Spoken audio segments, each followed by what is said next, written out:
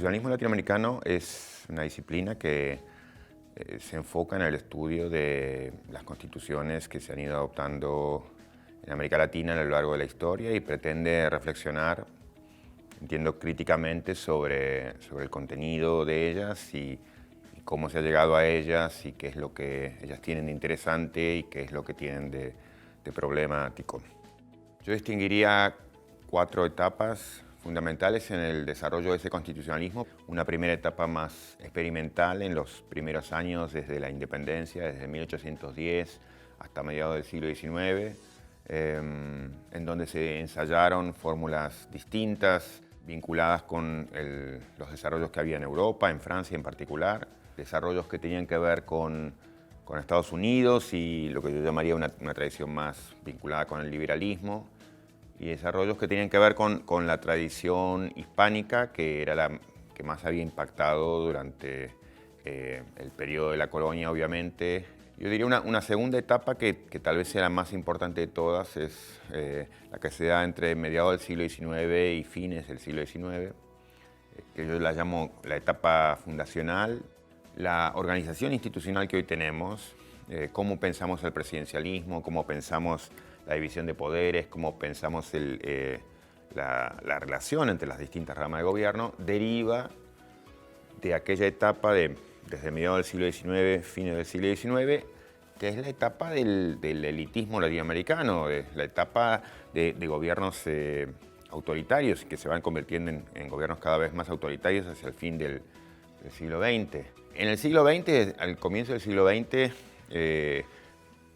ese modelo del orden y progreso, que así se llamaba, entra en crisis y todos los aspectos más vinculados con la inclusión política y con lo que se llamaba la cuestión social empiezan a eclosionar muy fuertemente y el constitucionalismo latinoamericano vira en un sentido hacia un constitucionalismo más social. Ahí es cuando nace lo que llamamos el constitucionalismo social latinoamericano. Pero también, dato muy importante, que ese constitucionalismo social no se construye como algo nuevo, diferente de lo anterior, sino que es algo que se anexa a lo anterior, en donde distintas capas, digamos, no es que se van integrando en fórmulas comunes, sintéticas, como modos de integrar visiones distintas, sino acumulación, digamos, una capa por encima de la otra. Y la última etapa que mencionaría es la más reciente, vinculada con lo que se llama el nuevo constitucionalismo latinoamericano, y que yo digo que es un constitucionalismo, ese nuevo constitucionalismo latinoamericano es un constitucionalismo demasiado viejo, en el sentido de que lo que hace es reproducir lo que ya estaba y maximizarlo si se quiere, pero refuerza tanto el pacto liberal conservador inicial, que es el que se plasma en la organización del poder, como esa capa superpuesta que es el constitucionalismo social, a la que en todo caso se le agrega una vuelta de tuerca más que tiene que ver con la reivindicación de los derechos humanos. Y por eso las constituciones latinoamericanas siguen teniendo estas dos columnas centrales o estas dos almas que podríamos decir, una más vinculada con el siglo XIX en cuanto a cómo organizar el poder y otra más vinculada con los nuevos tiempos, y hay tensiones, sobre todo, la principal diría yo, entre la parte vinculada con la organización del poder, decía muy retrógrada, muy vinculada al siglo XIX, elitista, y una parte aspiracional, si se quiere, que está encapsulada en la sección de los derechos. Y entonces hay tensiones y contradicciones entre derechos, por ejemplo, expresados en una preocupación por, no sé, los derechos de propiedad y al mismo tiempo una preocupación por los derechos comunitarios indígenas. Al proyecto ICAL, digamos así, le manifiesta una preocupación muy especial por el estatus de los derechos humanos. Mi preocupación, en todo caso, estaría en pensar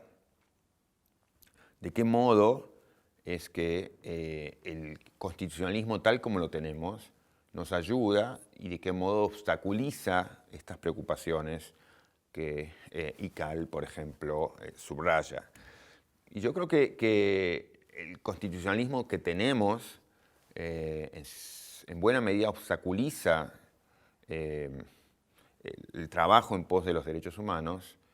porque, en parte por lo que estaba diciendo antes, y es que, digamos así, la maquinaria de la organización constitucional, lo que yo llamo en sentido más estricto la sala de máquinas del constitucionalismo latinoamericano, esto es, los modos en que se organiza el poder, es una maquinaria que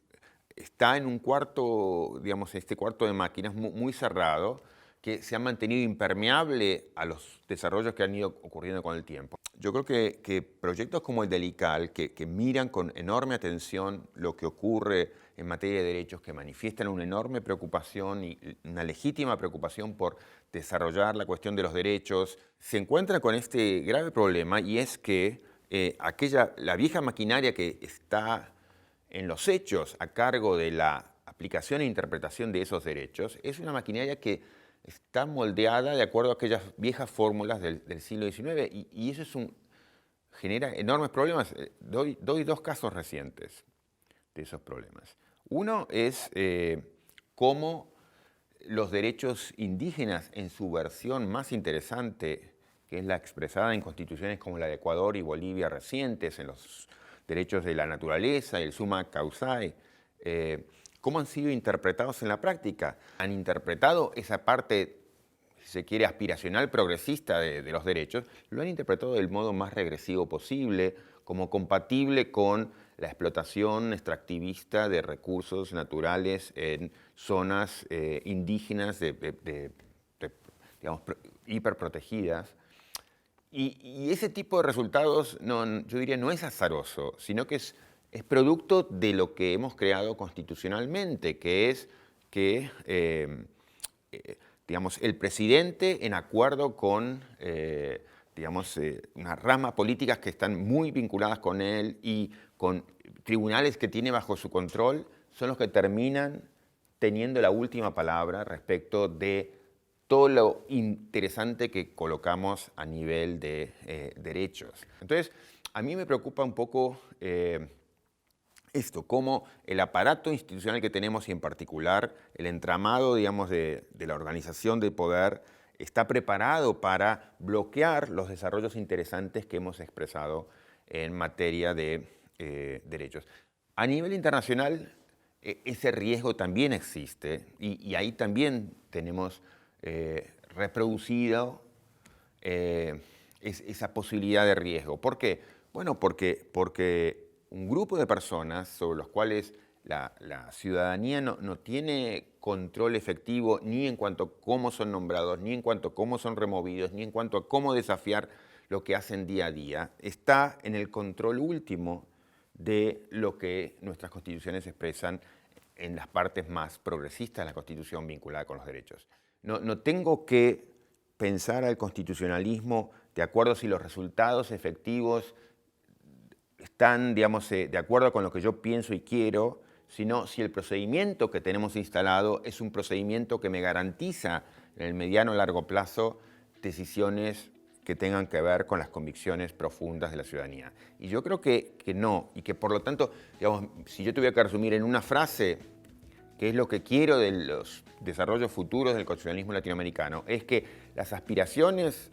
notables que hemos sabido expresar en materia de participación, inclusión social, digamos, derechos humanos en el área de los derechos, la hagamos consistente con reformas y cambios muy profundos en la organización institucional. No sé si podemos hablar de desarrollos exitosos en el constitucionalismo latinoamericano. Encontramos, sí, muchos resultados interesantes. Encontramos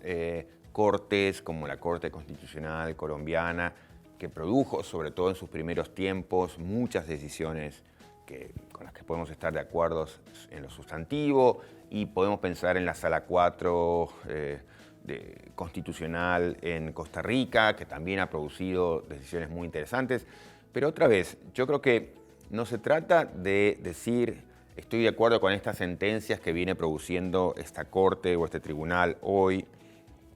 sino pensar si las condiciones estructurales van a ayudar a tornar estables esas jurisprudencias. Lo expreso primero en un ejemplo que tal vez para nosotros sea más fácil y es más lejano, que es lo que fue la jurisprudencia enormemente progresista en términos raciales y en términos de derechos de los marginados en Estados Unidos, desarrollado por la Corte Warren en los años 50-60. Esto es la coyuntura de tener jueces sensibles a las presiones de movimientos sociales, etc. Cuando el establishment norteamericano entendió que la Corte se estaba convirtiendo en una amenaza, lo que hizo fue lo que era esperable, que es empezar a colonizar esa Corte con nuevos nombramientos de jueces conservadores que empezaron a sepultar todo lo interesante que se había hecho. Y entonces, quiero decir, el sistema institucional no estaba preparado para resistir este tipo de embates conservadores y para tornar estable aquella jurisprudencia progresista. Y me parece que lo mismo ocurre en América Latina.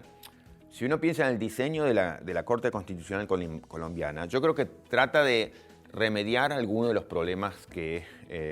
el constitucionalismo norteamericano ha ofrecido. Pero en última instancia yo creo que el problema se mantiene, y esto es, tiene capacidad el establishment colombiano de ir colonizando a la Corte Constitucional de a poco, y eso en cierto modo se nota en cómo, digamos, la jurisprudencia extraordinariamente progresista de la Corte Constitucional desde 1991 ha ido perdiendo fuerza con el paso del tiempo, en parte por cómo han sido los reemplazos, y esto es, la jurisprudencia progresista colombiana dependía muchísimo no de un sistema, sino de personas.